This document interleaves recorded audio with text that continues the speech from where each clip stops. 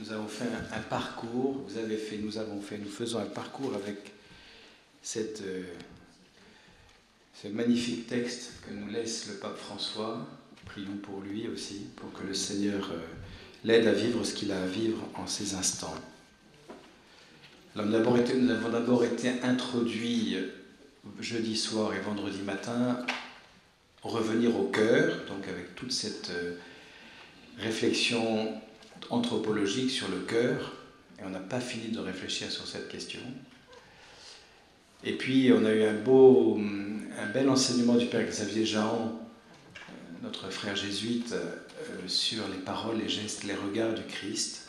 Finalement, pour retrouver son cœur, il faut retrouver le cœur de Jésus. Et il nous montre l'attitude du cœur à travers des gestes, des paroles, des regards.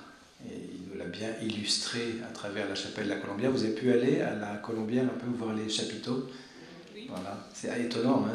Dans cet aspect naïf, il y a vraiment quelque chose de très simple qui passe et qui est finalement l'évangile. Voilà, puis alors j'espère que je ne vais pas me perdre parce que c'est tellement riche et dense cette encyclique qu'on peut se perdre, mais le troisième moment, c'est le Père Étienne, je crois, qui vous a introduit un petit peu à la réflexion du magistère de l'Église sur cette question du cœur et du cœur de Jésus, comment l'Église l'a réfléchi à travers différentes encycliques, les papes, depuis le XVIIIe siècle, XIXe siècle, qui ont vraiment réfléchi sur cette question de comment mettre en valeur ce que Jésus demande à Marguerite Marie. Et puis hier, par le Père Jean-Rodolphe, qui est parmi nous d'ailleurs, vous avez été plongé dans l'Écriture sainte, hier après-midi, c'est ça? Alors, il vous a fait plonger dans la parole de Dieu. Alors là, c'est une mine inépuisable, et il vous a aussi fait parcourir, j'imagine, un peu les pères de l'Église, les saints, comment l'Église a vécu, a réfléchi depuis la révélation de la croix, du cœur transpercé, ce grand mystère de l'amour de Dieu révélé dans le cœur du Christ. L'amour qui donne à boire. Et là, on arrive au 5e chapitre. Alors là, c'est la piste de lancement. Vous voyez ? Sur un porte-avions, il y a une piste de lancement. On sort de la cale, on a bien reçu tout ce qu'il fallait, et maintenant, c'est parti. On met comment on appelle ça, pour lancer l'avion?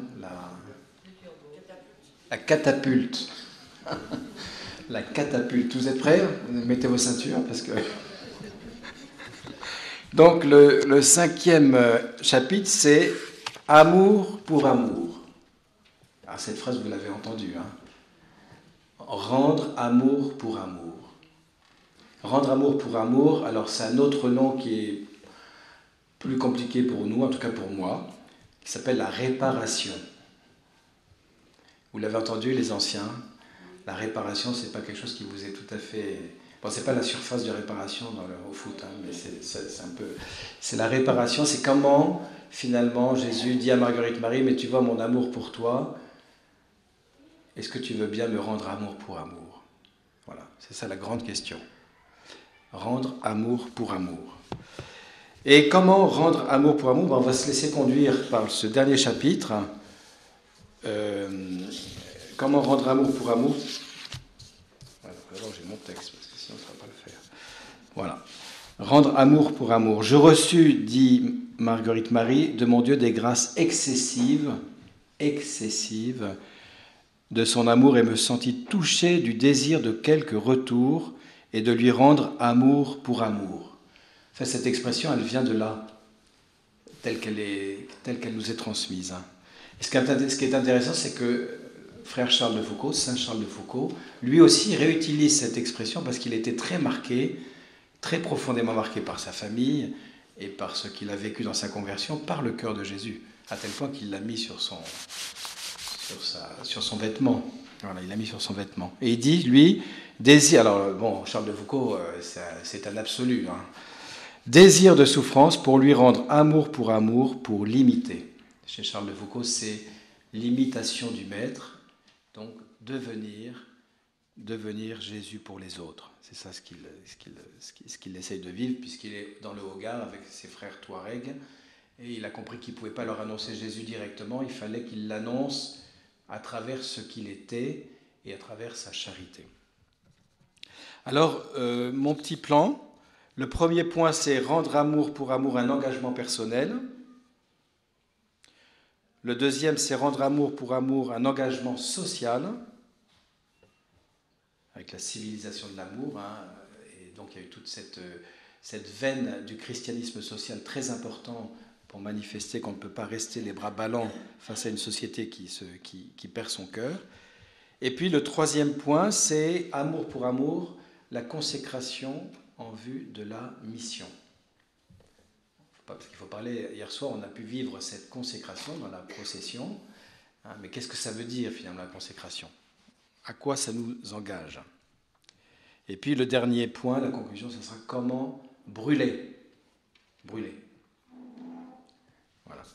Alors, bon, je n'ai pas un temps fou. Il faut que je regarde je vais mettre ma montre parce que sinon, je vais dépasser.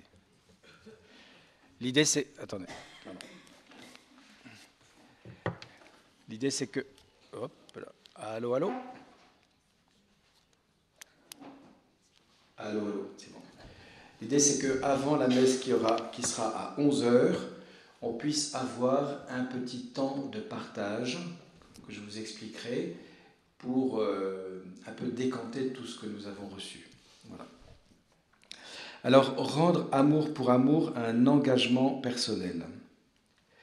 Le pape François, au numéro 166, reprend la phrase de Marguerite Marie « J'ai soif, mais d'une soif si ardente d'être aimé des hommes au Saint-Sacrement que cette soif me consume, et je ne trouve personne qui s'efforce selon mon désir pour me désaltérer en rendant quelque retour à mon amour. » Voilà, donc ça c'est la demande, l'expression, Jésus dit, voilà, je me livre dans l'Eucharistie et dans le Saint-Sacrement, et il y a beaucoup d'ingratitude, d'indifférence, et à l'époque même de sacrilège, ça existe encore aujourd'hui malheureusement.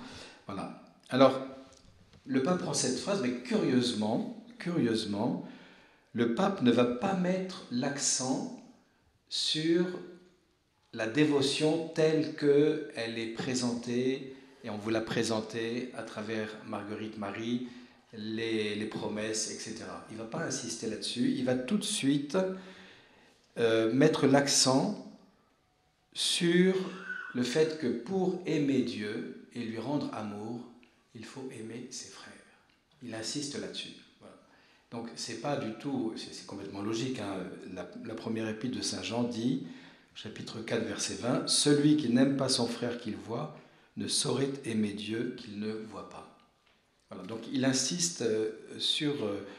alors vous connaissez le pape François. Le pape François, il a un engagement social qui est viscéral. C'est lui, l'amour pour Dieu et l'amour pour les frères, ça ne fait que tout un. Il faut savoir que le pape François, il a le Saint-Sacrement dans sa chambre. Donc lui, il dort avec. Mais ça, c'est pas moi qui le dis, c'est de source officielle. Donc il a le Saint-Sacrement et il prie. C'est un homme, profondément un homme de prière. Il se lève à 4h du matin, et de 4h à 7h, qu'est-ce qu'il fait ? Il est en colloque avec son Seigneur, et il lui présente sans doute toutes les affaires de l'Église, en disant, mais qu'est-ce qu'il faut faire ? Voilà. Il est en colloque. Voilà. Alors, il peut nous déranger sur certains aspects, parce qu'il est dérangeant, mais en fait, ça c'est l'Esprit Saint qui est dérangeant, c'est normal, mais vraiment, il est attaché profondément à cette relation au Christ. Et donc, ce n'est pas chez lui une fuite en disant « bon, la prière c'est bien, mais l'important c'est de s'engager socialement avec les autres ». Non, non. Pour lui, ça fait tout un. Voilà. Et donc, on peut entendre dans cet accent qu'il met sur la charité fraternelle, cette urgence, dans un monde qui se délite et qui s'émiette, cette urgence pour les chrétiens de communiquer cet amour qu'ils reçoivent dans le Saint-Sacrement, qu'ils reçoivent dans l'offrande du Christ.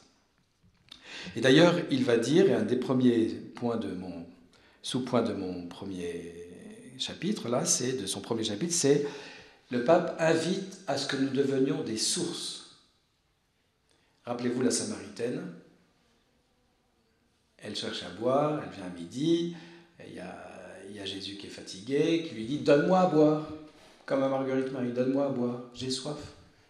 Mais bien sûr que la soif de Jésus, c'est bien plus que l'eau, même s'il avait soif physiquement. C'est la soif que cette femme lui donne son amour, puisque cet amour avait été malmené, comme vous le savez. Et il va dire cette phrase, il dit l'eau que je lui donnerai, alors elle dit, si tu as l'eau vive, donne-la-moi. Et alors là, Jésus lui répond, l'eau que je lui donnerai deviendra en lui source d'eau jaillissante pour la vie éternelle. C'est Jean chapitre 4, verset 14. Vous voyez, donc l'eau que je reçois du Christ, si je la donne et la partage, elle devient en moi une source. C'est l'expérience que faisait saint Thomas d'Aquin, reprend le pape François. Il dit que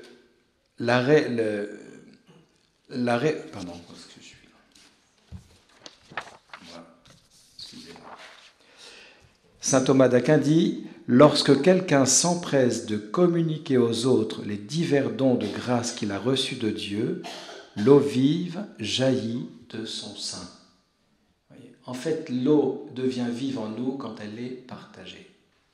L'eau du Christ, l'eau de l'amour devient vive en nous quand elle est partagée. On sait que saint Thomas d'Aquin, lui qui est un grand théologien, apprenait la théologie devant l'Eucharistie. Même on dit que pour des grands mystères chrétiens qui étaient complexes, eh bien, il mettait sa tête dans le tabernacle pour dire « Jésus, enseigne-moi ». Donc, voilà. Bien sûr qu'il y avait une intelligence hors du commun, mais il la recevait du Christ. Et donc c'est ça qui est important. Je deviens source, mais je deviens source quand je partage ce que j'ai reçu. C'est comme une vasque, vous voyez, la vasque, elle se remplit et elle déborde. Il faut qu'elle soit remplie. Parce que si elle n'est pas remplie, si c'est un tuyau d'arrosage, vous allez vous vider, ça va être le burn-out. Mais si vous êtes une vasque, alors à ce moment-là, vous donnez ce qui déborde. Vous donnez ce qui déborde. Voilà. Alors, pour cela, le pape nous invite à une offrande de tout nous-mêmes. Et nous offrir tout nous-mêmes, on va en reparler après, c'est offrir tout ce qui est ensablé en nous. Et vous avez vu à travers ces prières de miséricorde, de guérison, vous avez vu comment le Seigneur peut désensabler la source à cause de nos péchés, de nos inquiétudes, de nos tristesses, des tristesses du monde, tout ce qui peut nous oppresser. Eh bien, le Seigneur dit, voilà, si vous me donnez tout ça, je peux le transformer en source. C'est mystérieux, hein ? D'un mal, Dieu peut toujours faire un plus grand bien. Une transformation intérieure de tout notre être, voilà, par une réponse à la douceur de l'amour du Christ. Et dans les offrandes, le pape cite saint François de Sales. Hein, dans l'offrande de soi, c'est toutes les petites contrariétés de nos vies. Alors, je vous en lis une ou deux. François de Sales dit, alors c'est où ça ? 178, merci. J'ai besoin d'une aide avec moi. Alors, 178, Saint François de Sales dit « Offrir ces petites charités quotidiennes, ce mal de tête, ce mal de dents, cette défluxion, cette bizarrerie de mon mari ou de ma femme, ce cassement d'un verre, ce mépris ou cette moue, cette perte de gants, d'une bague, d'un mouchoir, cette petite incommodité que l'on se fait d'aller se coucher de bonne heure et de se lever matin pour prier, pour se communier, cette petite honte que l'on a à faire certaines actions de dévotion en public. Bref, vous reconnaissez, non ? Moi, je me reconnais en tout cas. Bref, toutes ces petites souffrances étant prises et embrassées avec amour, contentent extrêmement la bonté divine. Vous voyez, on peut offrir les petits sacrifices de nos vies. Au lieu de tomber dans l'amertume, eh bien, on les offre et ça se transforme en amour. C'est quand même incroyable, ça. Hein ? Réfléchissez un instant à une petite offrande.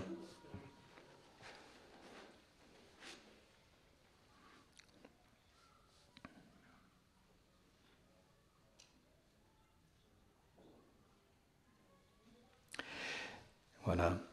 Être source, c'est aussi avoir l'attention pour le maillon faible de notre société. Pour construire une chaîne forte, il faut toujours soigner le maillon faible.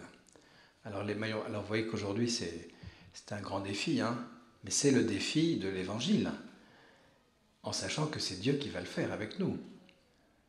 Parce qu'on dit, oh là là, et c'était Monseigneur le cardinal Danels, qui était l'archevêque de Malines-Bruxelles, il était dans son évêché, il voyait toutes les lumières de Bruxelles, et puis il dit, mon Dieu, toutes ces brebis à te ramener. Alors il est un peu écrasé. Et puis il entend intérieurement le Seigneur lui dire, mais ce sont les tiennes ou ce sont les miennes? Et il faut bien remettre les choses à leur place. Donc les petits de ce monde sont ceux qui vont nous aider à recevoir le salut de Jésus. Donc si nous sommes attentifs, et vous l'êtes les uns les autres, une personne isolée, un petit trisomique, handicapé, un migrant que vous avez accueilli chez vous, etc., toutes ces personnes-là nous apprennent ce que c'est que d'être sauvées. Parce qu'elles n'ont rien. Elles attendent tout. Et nous, on a tout. Et quelquefois, on n'attend pas. Voyez, donc ils nous aident. Voyez, les personnes vulnérables nous apprennent ce que ça veut dire être sauvé. Et puis, c'est à travers cela, à travers cette attention aux plus petits, que se construit et peut se construire une vraie fraternité. Sous le regard du Père, bien sûr, parce qu'il n'y a pas de fraternité sans la filiation et la paternité. Donc le pape insiste aussi là-dessus, ça lui tient beaucoup à cœur. Et il reprend là Charles de Foucault, puisque Charles de Foucault Frère Charles a voulu vivre cette fraternité universelle, et Frère Charles, c'est au numéro 179, dit ceci: « De toutes mes forces, je tâche de montrer, de prouver à ces pauvres frères égarés que notre religion est toute charité, toute fraternité, que son emblème est un cœur. La charité doit rayonner des fraternités, dit le frère Charles, comme elle rayonne du cœur de Jésus. » Voilà, la fraternité, elle naît du cœur de Jésus. Pourquoi ? Parce que Jésus est le Fils unique du Père et qu'il est le frère, l'unique frère universel de tous les hommes, toutes les femmes de tous les temps, de toutes les religions, de toutes les cultures. Et si nous nous mettons à l'école de ce cœur, nous allons entrer dans la dimension de ce cœur, de cette charité et cette fraternité universelle. Ça, c'était le premier point. Deuxième point, ça va ? Bon, vous réagissez ainsi, ça va trop vite. Alors, le deuxième point, c'est... Donc là, c'était un engagement personnel. Maintenant, on va parler, dans ce deuxième point, d'un engagement social. Tu peux me donner le numéro ? HTU, là. Alors, c'est à partir du 182. Voilà. Et là, le pape François met en scène, entre guillemets, Saint Jean-Paul II.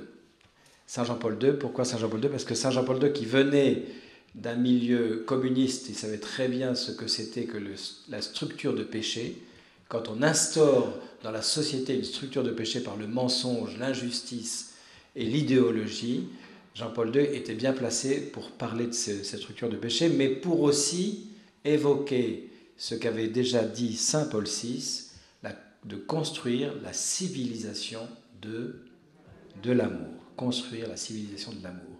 C'est le règne social du cœur de Jésus, hein. C'est la même chose. On l'a entendu bien avant, règne social du Christ.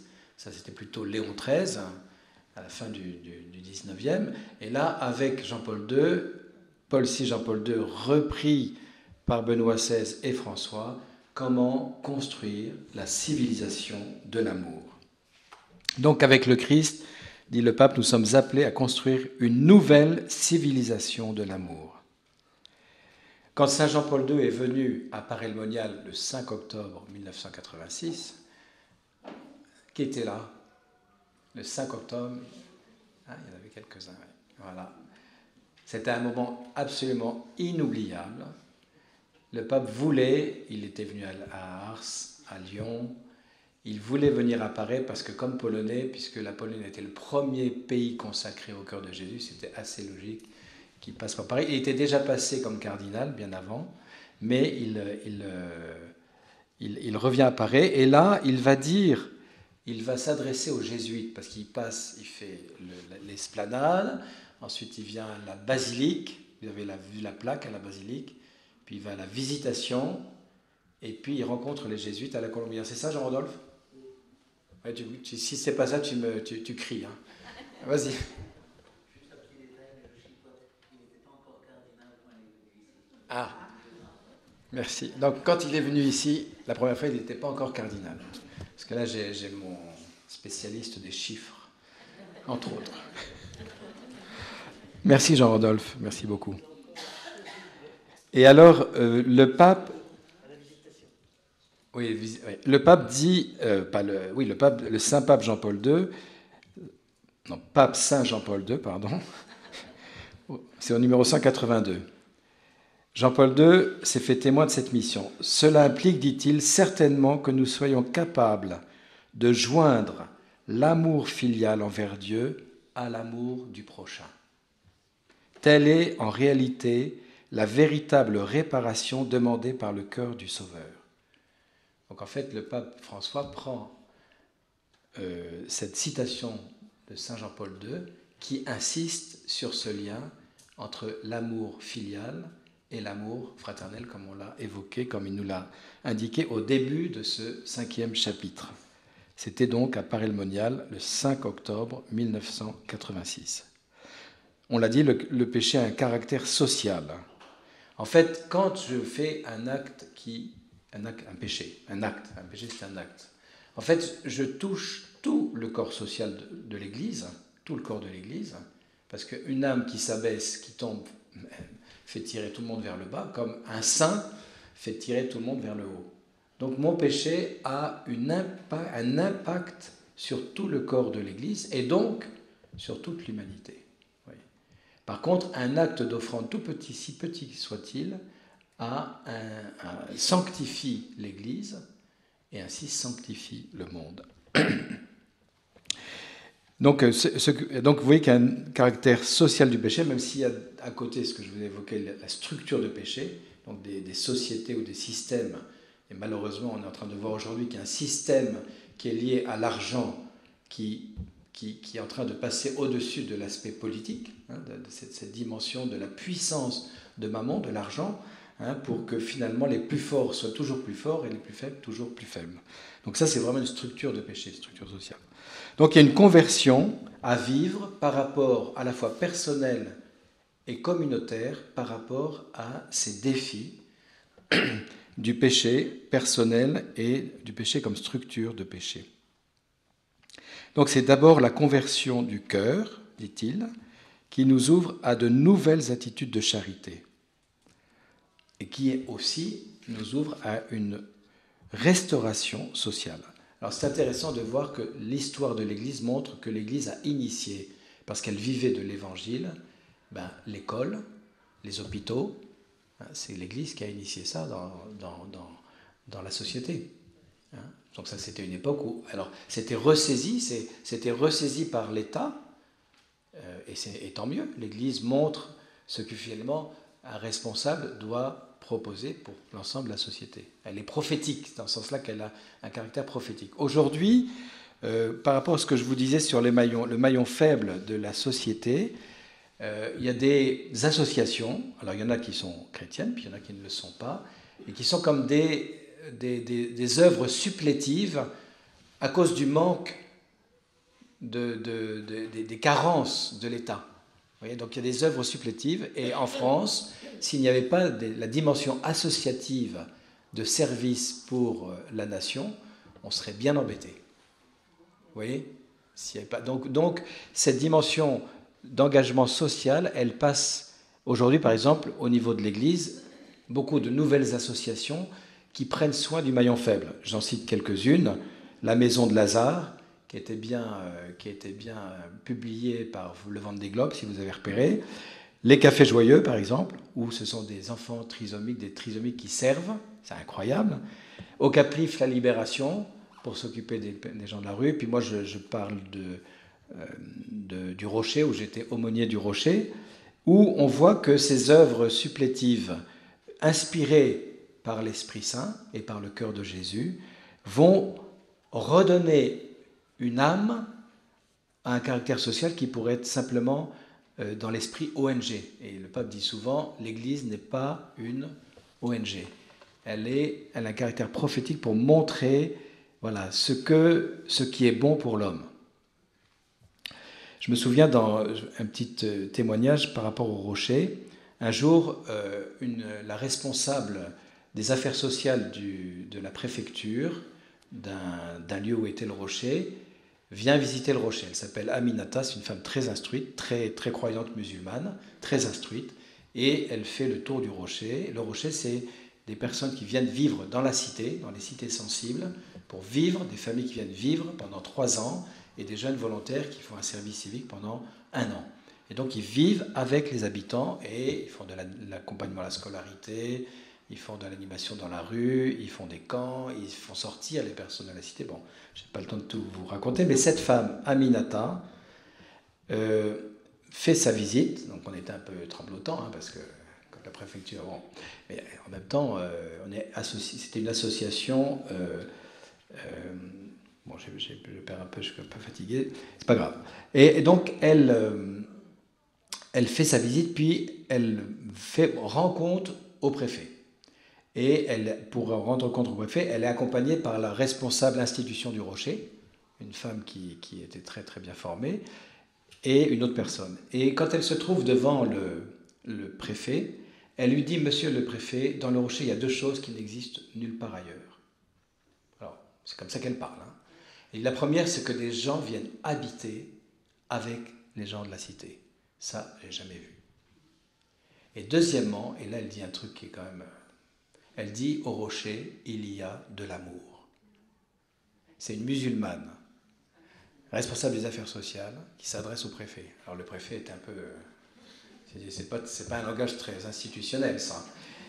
Mais qu'est-ce que ça veut dire ? Eh bien, ça veut dire que le pape l'explicite, il dit, dans la réparation chrétienne, elle exige, donc cette réparation, cet engagement social, exige une mystique, une âme, un sens qui leur donne force, élan, créativité inlassable. Elle a besoin de la vie, du feu et de la lumière qui procèdent du cœur de Jésus. Numéro 184. Eh bien, le Rocher, pour commencer sa journée, ils sont 1 heure devant le Saint-Sacrement. Vous voyez ? Donc c'est pour dire que si cette femme a été touchée par quelque chose qui dépasse le cadre institutionnel, c'est parce que le cœur de Jésus est capable de traverser toutes les cultures et les religions pour manifester l'essentiel. Et l'essentiel, c'est l'amour. Voilà. Donc ça, c'est...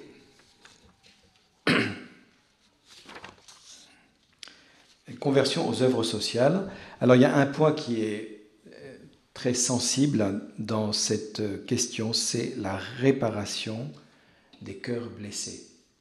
Alors moi je ne suis pas du tout un spécialiste, mais le pape nous invite à réfléchir sur la nécessité d'une conversion intérieure et des actes concrets là où a été causé le dommage le plus profond, la blessure la plus douloureuse. C'est au numéro 185, et là ça fait référence bien sûr aux abus spirituels, de pouvoir spirituel et sexuel.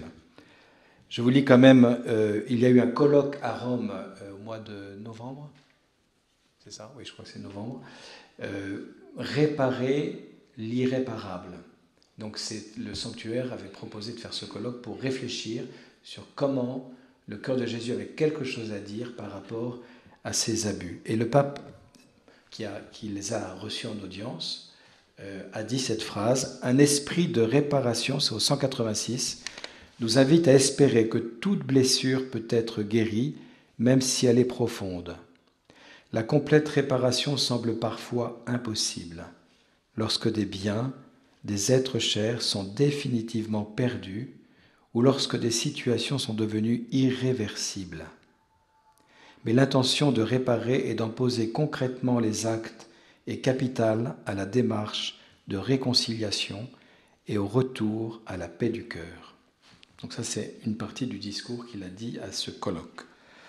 Alors, peut-être parmi vous, certains ont déjà écouté ou sont dans des situations familiales ou sociales avec des personnes qui ont été abusées. Peut-être que parmi vous, certains ont pu vivre cette terrible chose de l'abus.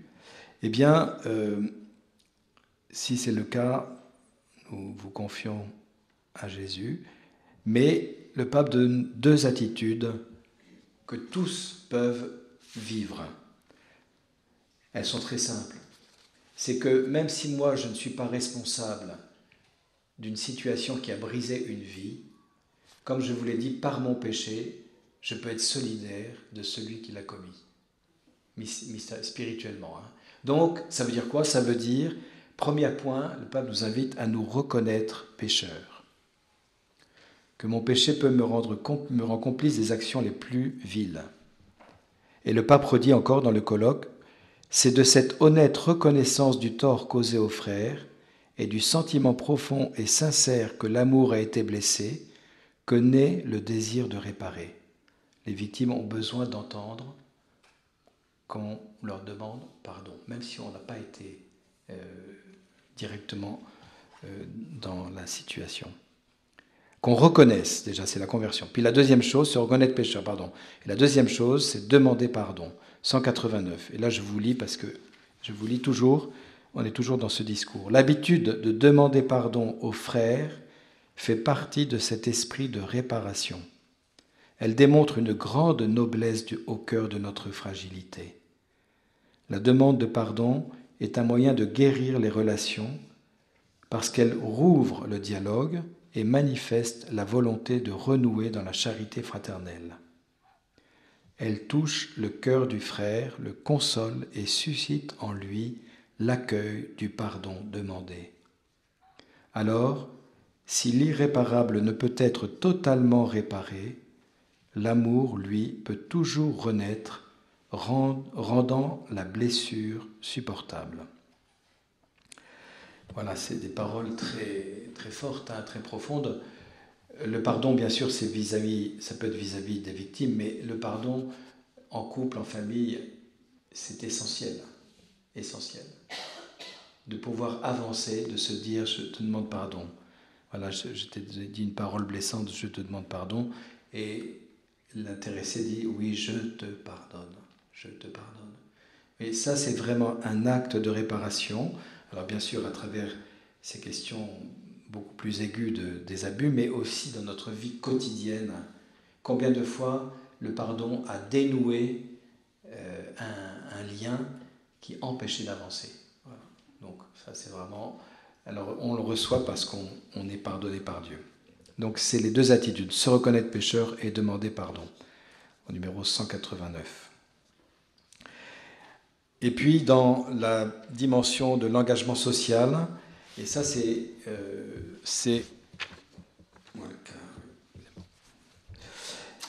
coopérer. Donc j'ai dit le premier point c'était construire la civilisation de l'amour, un amour supplétif. Le deuxième point c'est réparer les cœurs blessés. Le troisième c'est coopérer à l'œuvre de Dieu, numéro 192. Alors en fait quand Jésus dans la première apparition, dit à Marguerite Marie, mon cœur est si passionné d'amour pour les hommes et pour toi en particulier que ne pouvant plus contenir en lui-même les flammes de son ardente charité, il faut qu'il les déverse par ton amour. Encore faut-il que Marguerite Marie accepte cette mission. Et en fait, cette parole de Jésus s'adresse à elle d'une manière tout à fait unique et particulière, mais à travers elle, elle s'adresse aussi à chacun et chacune de nous. Dire comment cet amour inconditionnel, immérité, gratuit, que Dieu me révèle ici par son cœur, comment je vais lui permettre de se communiquer. Et ça, c'est la coopération, c'est la question de la médiation. Voyez, la Vierge Marie a totalement et parfaitement coopéré, ça c'est ce que le pape dit, à l'œuvre du salut. En ce sens-là, saint Jean-Eudes a dit qu'il n'y a qu'un seul cœur de Jésus et de Marie. Marie est totalement conformée au cœur de son Fils pour que le salut puisse être donné au monde. Et on peut dire, alors ça c'est pas dit dans le Concile Vatican II, on n'a pas utilisé ce terme de médiatrice de toute grâce, mais on peut penser qu'ils sont tellement unis que la source du cœur de Jésus, tout ce qui sort du cœur de Jésus passe pour aller jusqu'à nous par le cœur de Marie. Voilà. Et ça ne fait absolument aucun obstacle, parce que Marie ne retient absolument rien pour elle, son cœur est immaculé. Donc elle ne retient absolument rien pour elle. Ça c'est assez vertigineux, mais c'est aussi nous montrer que c'est ça ce désir qu'a le Seigneur, que nous coopérions à notre mesure, parce que nous ne sommes pas sans péché, nous sommes pécheurs, mais à travers même nos chutes et nos relèvements, à ce que la grâce de Dieu puisse se communiquer au monde. C'est ça ce que le pape nous invite à réfléchir. Et il dit au numéro 194, « Puisque le Seigneur Tout-Puissant, dans sa liberté divine, a voulu avoir besoin de nous, la réparation se comprend comme une libération des obstacles que nous mettons à l'expansion de son amour dans le monde par notre manque de confiance, de gratitude et de don de soi. » Voilà, donc il y a des obstacles, vous les voyez? Moi je les vois, les miens. Les obstacles, la peur, l'inquiétude, l'égoïsme, il faut qu'on construise notre bunker parce que le monde va être dur. Voilà. Alors on peut se replier, vous voyez. Il peut y avoir une tendance à se replier. Vous voyez, une église forteresse. Une église forteresse. Le fanion de l'identité chrétienne. Alors c'est pas l'attitude que nous propose François. L'attitude que nous propose François, c'est ce que dit l'Évangile, être sel. Être sel, donc il faut qu'on ait du sel, hein, pas qu'on soit des chrétiens de gnognottes. Hein. Du sel et lumière. Lumière pour rayonner. Hein. L'évangélisation va se faire, dit le pape Benoît XVI, par rayonnement et par attraction. Alors, et François, alors là c'est génial, pape François, génial. Qu'est-ce qu'il nous propose pour ça? Il nous propose Thérèse de Lisieux.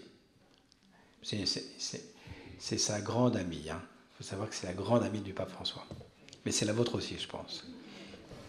Thérèse de Lisieux. Qu'est-ce qu'elle fait, Thérèse? Thérèse, elle voit Marguerite Marie qui s'offre à la justice de Dieu. Alors là, elle dit, moi, c'est pas mon truc. Hein. Franchement, le pape dit être paratonnerre de la grâce, comme si Jésus n'avait pas tout accompli, qu'il fallait en faire un bout de notre côté. Ça, c'est pas du tout Marguerite Marie, hein, mais c'est le jansénisme. C'est des gens qui disent, ah là, il faut mériter pour que la grâce de Dieu descende sur nous. Alors Thérèse, c'est pas du tout sa logique. Pas du tout sa logique. Thérèse, elle dit, il faut être tout petit. Tout petit, petit, petit, petit. Et il faut s'offrir à l'amour, s'offrir à la miséricorde. Thérèse va faire son acte d'offrande à la miséricorde divine. Elle va, à travers ça, une intuition extraordinaire, c'est-à-dire qu'elle va dire, c'est pas parce que tu es petit, faible et fragile que tu peux pas t'offrir. Au contraire, c'est parce que tu es faible, petit et fragile que tu ne sais pas monter l'escalier que Dieu te donne un ascenseur. Ouais, c'est aussi simple que ça. Aussi simple que ça. C'est pas simpliste, hein. C'est simple. Dieu est Père et je suis son enfant. De quoi je ne vais pas avoir peur? Vous qui êtes parents ou grands-parents, quand votre petit-fils ou votre petite-fille qui a fait 3 fois la même bêtise revient vous voir pour dire « Oh, ma pauvre mamie, je te demande pardon », mais vous craquez. C'est pas vrai? Hein, vous craquez? Bon, ben voilà, Dieu c'est pareil. L'acte d'offrande et l'acte de prise de conscience de ma petitesse est le meilleur moyen pour attirer la grâce de Dieu. Meilleur moyen. Meilleur moyen, plus fort.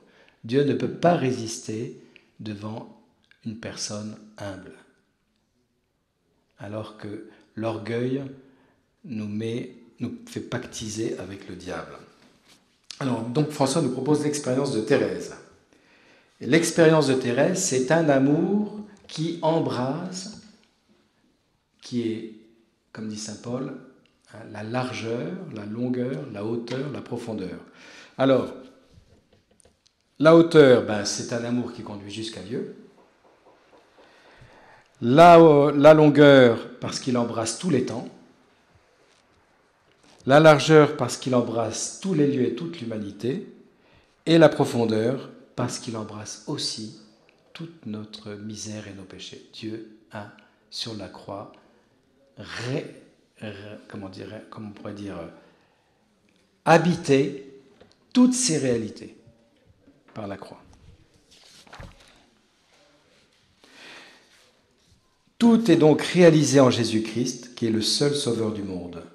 Mais Thérèse a compris et expérimenté qu'en s'offrant tout entière à cet amour consumant, le pape dit, par une confiance totale, elle permet au cœur du Christ de répandre la beauté de son amour dans son cœur, mais aussi, donc dans son cœur, donc Thérèse va être investie par cet amour du cœur de Jésus qui a toutes ces grandes dimensions dont je viens vous parler.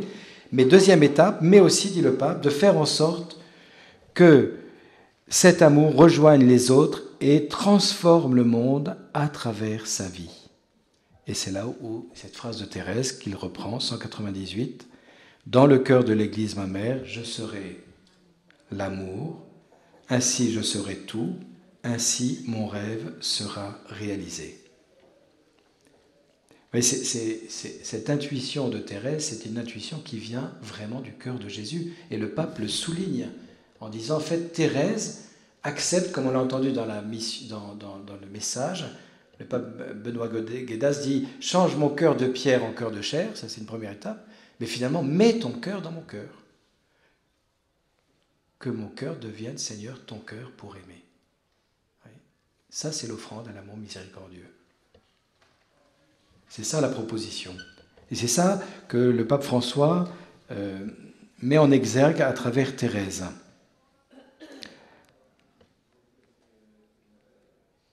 Donc la question, c'est comment ne pas faire obstacle à cet amour qui veut, de Dieu en Jésus-Christ, qui veut se répandre.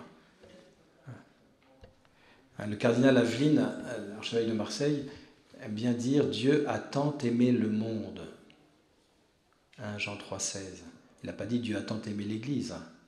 Il a dit « Dieu a tant aimé le monde ». Le Christ a aimé l'Église et s'est livré pour elle. Mais Dieu nous invite, nous, Église, son corps, à aimer le monde comme il l'aime. Vous voyez ? Que nous aimions ce monde de l'amour dont il l'aime. Et pour cela, nous avons besoin du cœur de Jésus. Nos seules forces à nous ne pourront pas. Mais par la consécration, vous voyez que, à travers Thérèse, on commence à comprendre ce qu'est la consécration au cœur de Jésus. Je me livre totalement à l'amour brûlant du Seigneur. J'en suis transformé pour devenir cet amour brûlant. On va en parler après. Et donc le pape, au numéro 200, dit ceci, « Sœurs et frères, je propose que nous développions cette forme de réparation qui consiste en définitive à offrir au cœur du Christ une nouvelle possibilité de répandre en ce monde les flammes de son ardente tendresse. » Voilà ce qu'est coopérer, être coopérateur du Christ. C'est une phrase qu'utilise saint Paul. Nous sommes les coopérateurs. C'est Dieu a tout fait.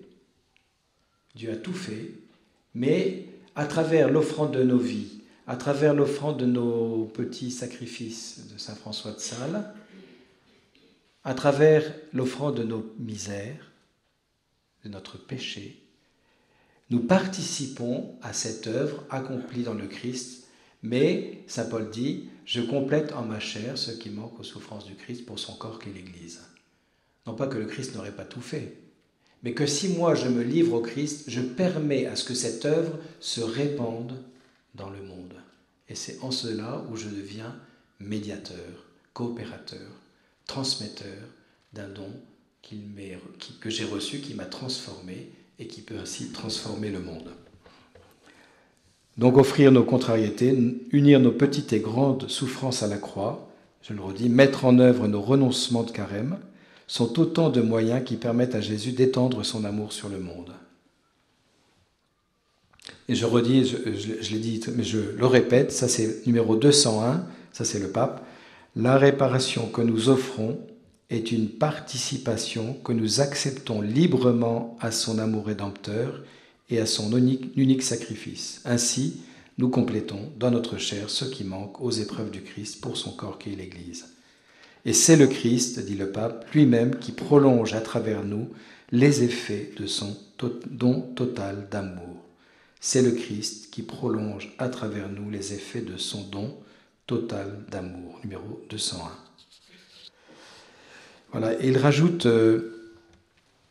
ce qu'on a dit aussi avec Thérèse de Lisieux, cette petitesse, la petite voix, et il la tire, lui, de la phrase qu'on a entendue et réentendue, Matthieu 11, 29, « Mettez-vous à mon école, car je suis doux et humble de cœur. » Et le pape dit, Jésus nous indique que pour s'exprimer, il a besoin de notre petitesse, de notre abaissement. Numéro 202. Il a besoin de notre petitesse, de notre abaissement. On n'entend pas Thérèse, là ? Voilà, et je termine par... ça va vous tenir le coup, là ?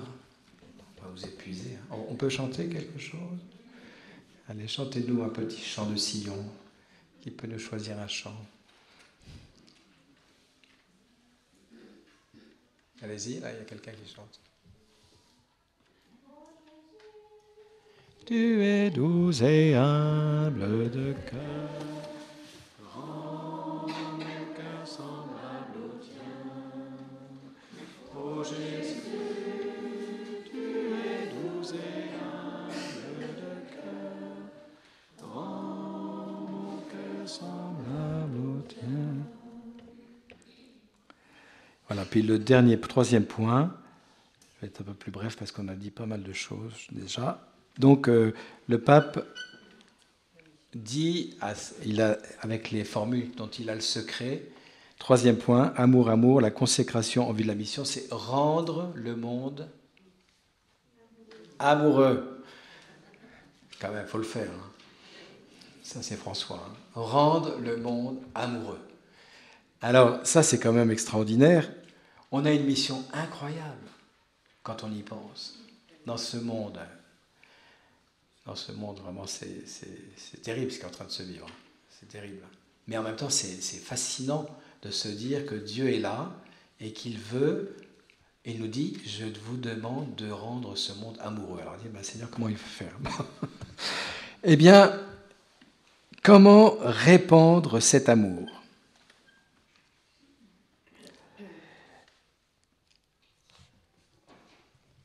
Alors là, il s'agit de la consécration. On est consacré pour être missionnaire. Merci, pour être envoyé. L'Esprit du Seigneur est sur moi parce qu'il m'a consacré par l'onction pour porter la bonne nouvelle aux pauvres. On ne reçoit pas une consécration pour la faire frire à l'intérieur de nous-mêmes. Ça va devenir très, très nauséabonde.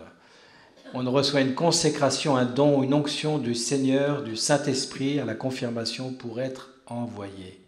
Pour être envoyé. Dieu nous envoie. Voilà. Se consacrer au cœur de Jésus, c'est être prêt à aller partout où Jésus veut communiquer son amour. Et c'est là où le pape prend cette formule, rendre le monde amoureux.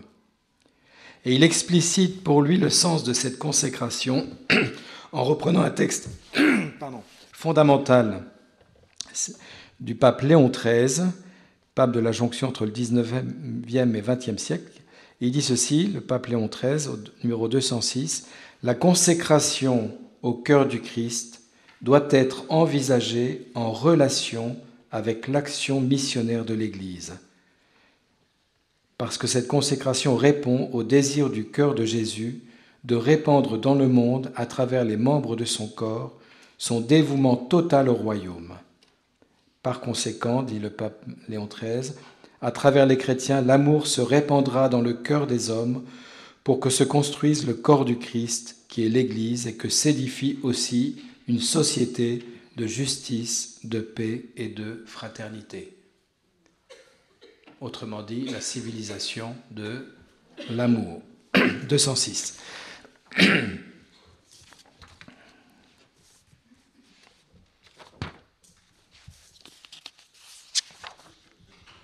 Alors, rendre le monde amoureux, c'est, vous voyez, vous êtes près de votre cheminée, et il fait bon être près d'une cheminée où le feu crépite, n'est-ce pas? Enfin, si vous en avez une. Il est bon, mais c'est encore mieux de plonger dans le feu. C'est ça ce que le Seigneur nous propose. On peut se chauffer autour du feu, voilà, on va à l'adoration, on fait nos petites prières, on revient à la maison, on est tout content, ou on peut devenir du feu. Voilà. Rendre le monde amoureux, c'est donc lui porter ce feu du cœur de Jésus qui brûle sans se consumer. Et le pape prend l'exemple de Saint Vincent de Paul, au numéro 207. Saint Vincent de Paul qui était un grand dévot du cœur de Jésus. Saint Vincent de Paul qui invitait ses disciples, donc quand il formait ses prêtres, invitait ses disciples à demander au Seigneur ce cœur qui nous fait aller partout, ce cœur du Fils de Dieu, cœur de notre Seigneur, qui nous dispose à aller comme il irait, et nous envoie comme il envoie les apôtres, pour porter partout son feu. Alors vous allez me dire, bon, ça c'est les prêtres, alors bon, les prêtres c'est des spécialistes. Ben non, on n'est pas du tout des spécialistes. On est ensemble des spécialistes. Vous, les prêtres, les laïcs, les familles, les consacrés, c'est ensemble qu'on peut porter ce feu. Et ça c'est le deuxième point. C'est le troisième point qui dit, pour rendre le monde amoureux, il faut être au moins deux. Vous voyez comme ils s'aiment. Vous voyez, donc c'est la mission du couple. Un couple qui s'aime, d'abord ça sécurise les enfants, ça c'est normal, et ça rayonne. Il n'y a pas besoin de faire... Quand on dit qu'il faut aller partout, c'est pas s'épuiser, c'est rayonner. C'est rayonner. Et donc, il faut être au moins deux. Jésus envoie ses disciples deux par deux. Il n'y a pas de témoignage sans dimension ecclésiale, sans un corps. On ne témoigne pas tout seul. Alors bien sûr, quelquefois on est seul, mais on sait qu'on est en communion avec toute une église, des frères qui prient. On ne peut pas évangéliser seul. Moi, personnellement, qui aime bien témoigner du Seigneur, quand je suis seul dans le train, c'est beaucoup plus difficile que quand on est à deux. Alors à deux, là, c'est très simple. On entend la voix. Quand c'est seul, c'est beaucoup plus compliqué. C'est vraiment à deux, et c'est une garde. Quand Jésus envoie ses disciples deux par deux, c'est que les deux se gardent. Et dans un couple, on se garde, on est compagnons de route, on se garde pour avancer dans ce chemin de sainteté. Donc on se garde. Il dit ceci, au numéro 213, il te propose de le trouver là aussi dans chaque frère et chaque sœur, surtout les plus pauvres, les plus méprisés, les plus abandonnés de la société. Dans la mesure où vous l'avez fait à l'un de ces petits de mes frères, c'est à moi que vous l'avez fait. Vous voyez, ça c'est aussi important. On y va ensemble à deux, mais en même temps, Dieu nous précède dans la mission. Son feu nous a toujours précédés. Je vous précède en Galilée. Je vous donne un petit témoignage qui m'a pas mal bouleversé. À Noël, comme vous le faites peut-être dans vos paroisses, on fait des petites évangélisations dans la rue où on fait des VAD. Vous savez ce que c'est, les VAD? C'est visite à domicile. Voilà. Et nous, on faisait des visites. J'étais avec Valérie, on faisait une visite à domicile. Alors, on arrive dans un immeuble de Paray-le-Monial, de l'autre côté, la plus simple, des gens simples. Paray Sud. En fait, les gens simples accueillent beaucoup plus facilement que les maisons personnelles où il y a des clôtures et des machins. C'est plus compliqué de rentrer, là. Bon, voilà. Alors, on va dans les pavillons, on va dans les immeubles. Et là, on arrive dans un immeuble et en bas de l'immeuble, on voit à chaque porte « Bonne année ». Pas bonne sainte année, bonne année. Bonne année, Lucie. Alors on est quand même touché. On dit, mais on aimerait bien rencontrer cette Lucie. Alors on frappe aux portes, on rencontre 2-3 personnes. Puis on arrive au dernier étage et paf, la porte s'ouvre et Lucie nous accueille. Ah, c'est vous, Lucie? Alors on lui dit, mais vraiment, on est touché de ce que vous avez l'attention pour vos voisins. Alors elle dit, bah oui, moi je suis très altruiste, vraiment j'aime les gens et donc Voilà, et puis j'aime beaucoup les animaux. Alors on ne comprenait pas très bien pourquoi elle passait des gens aux animaux, mais on a compris après parce qu'elle nous dit, écoutez, je sais pas, vous allez peut-être arriver à un moment où mon ex va revenir pour me rapporter mes affaires parce qu'on vient de se séparer. Bon, alors nous on est là, on dit, bon Seigneur, conduis-nous. Et puis, dans la conversation, comme elle me parlait de cet altruisme, Valérie lui dit cette phrase, il n'y a pas de plus grand amour que de donner sa vie pour ceux qu'on aime. Ah, alors elle écoute cette parole, elle est un peu interpellée quand même. Elle ne dit pas c'est l'évangile, elle dit voilà, tiens, j'ai cette parole en moi, je vous la partage. Elle est touchée, et puis on continue la conversation, puis à la fin on avait des petites paroles, vous savez, des petites... alors elle tire une parole, elle regarde, et elle écarquille les yeux. Et la parole, c'était, et à l'époque, il n'y a pas de plus grand amour que de donner sa vie pour ses amis. Et à ce moment-là, il y a eu un moment de silence, vous voyez, et on s'est dit, le feu de Jésus fait son travail. L'Esprit Saint, le feu c'est l'Esprit Saint, hein, bien sûr.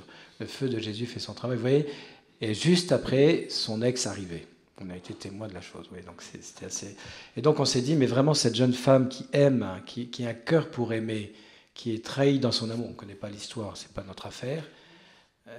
Alors on s'est dit, on va lui écrire un petit mot qu'on va mettre dans sa boîte aux lettres pour la remercier et pour lui dire qu'on prie pour elle.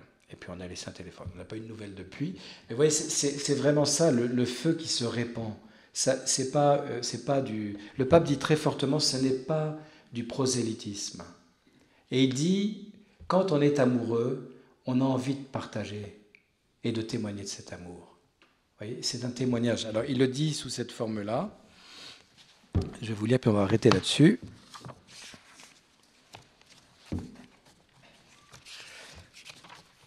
Alors, on va y arriver.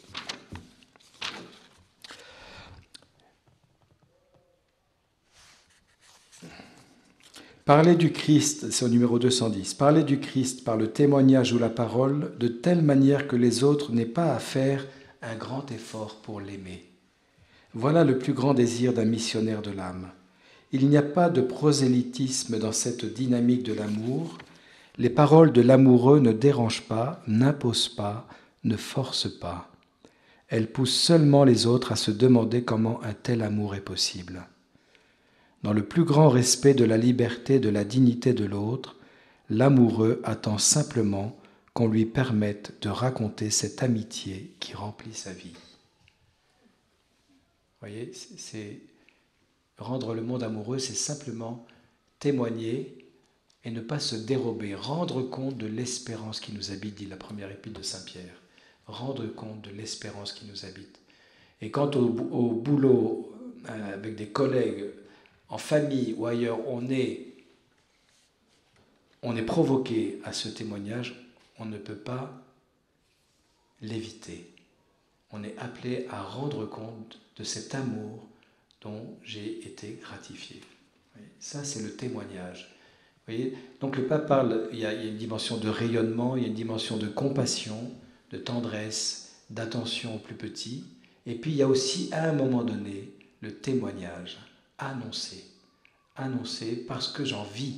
Si je n'en vis pas, je ne peux rien annoncer. Je ne peux annoncer que ce que je vis profondément. Et donc ce n'est pas du prosélytisme, dit le pape, c'est le besoin de dire, de partager ce mystère d'amour que je vis. Voilà.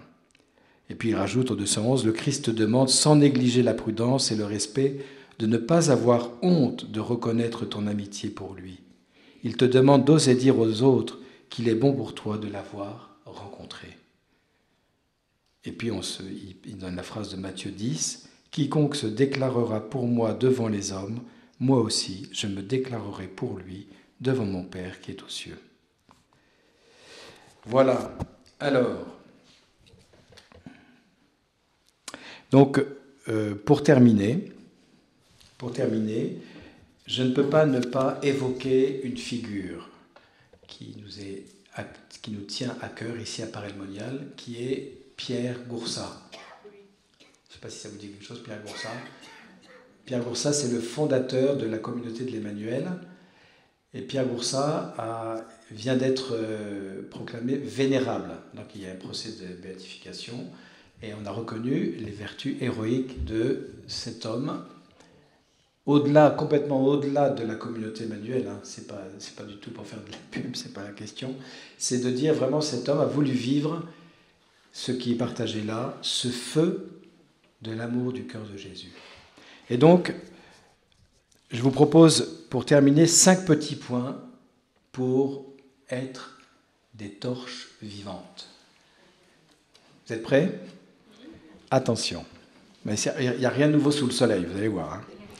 Premièrement, brûler, c'est se livrer à Dieu dans la prière. Et là, je vous donne quelques petites phrases de Pierre Goursat. Alors Pierre Goursat, c'est un homme qui était très malade, qui était tuberculeux, qui arrivait du mal à parler. Il avait une grande intelligence, un cœur incroyable, mais l'expression était très pauvre. Et il disait, ce qu'il faut demander au Seigneur, c'est qu'il nous mette le feu dans le cœur. Il faut se mettre dans son cœur puisque c'est un brasier ardent. Eh bien, ça nous communique. On va brûler comme un tison, mais alors, si on brûle d'amour, c'est tout à fait différent. Pierre Goursat. Donc, premièrement, la prière. Et dans la prière, c'est donner du temps à Dieu. Bien sûr qu'on peut prier sur sa bicyclette, dans le métro, dans le train. Ça, c'est la prière continuelle. Moi, je vous parle de la prière personnelle. Et on n'a pas toujours la possibilité d'être devant le Saint-Sacrement, mais on a toujours la possibilité d'adorer en esprit, en vérité, dans sa chambre ou dans sa maison. Donc la première chose, c'est la prière. Deuxième point, brûler, c'est accepter d'être des pauvres types que le Saint-Esprit va remplir d'humilité et de douceur. Pierre Goursat disait, on est tous des pauvres types, c'est-à-dire que sans la grâce de Dieu, on n'ira pas très loin. Et là, le point qui peut nous aider pour accueillir notre limite, notre finitude, notre misère, notre péché, c'est la fréquence, et on l'a déjà dit, du sacrement de réconciliation. La confession, plus exactement le sacrement de réconciliation, nous sommes mis en contact direct par le sacrement avec le cœur du Christ miséricordieux. Et donc nous sommes transformés. Un sacrement, ce sacrement, dit saint François de Sales, non seulement permet le pardon, donne le pardon des péchés, mais il ressuscite l'âme. Il ressuscite les vertus de foi, d'espérance et de charité. Pourquoi s'en priver ? Pourquoi s'en priver ? Alors peut-être qu'il manque de prêtres. Hein. Priez pour qu'il y ait des prêtres. Mais vraiment, voilà. Hein, voilà. Donc s'accrocher, un point de conversion, s'approcher du sacrement de réconciliation avec la phrase du psaume 31, « Je t'ai fait connaître ma faute, je n'ai pas caché mes torts, j'ai dit, je rendrai grâce au Seigneur en confessant mes péchés. » Troisième point, eh bien, comme je vous l'ai dit, on ne peut pas brûler tout seul. Pour qu'une bûche brûle dans un feu, il en faut 2. Ils sont vis-à-vis. Donc la dimension fraternelle de la vie ecclésiale est absolument aujourd'hui essentielle pour brûler du feu de Dieu. Hein ? Et donc le Seigneur nous donne dans l'Église des tas de lieux où nous pouvons grandir dans la fraternité. S'aimer les uns les autres, dit Pierre Goursat, comme Dieu nous aimait, ça ne paraît pas facile. Mais c'est très facile quand il nous est donné son amour. L'Esprit Saint nous aime et nous sommes unis par lui. Alors, c'est facile. Et je vous promets que nous avons expérimenté ça quand on a commencé notre petite communauté, sans savoir très bien pourquoi on était ensemble.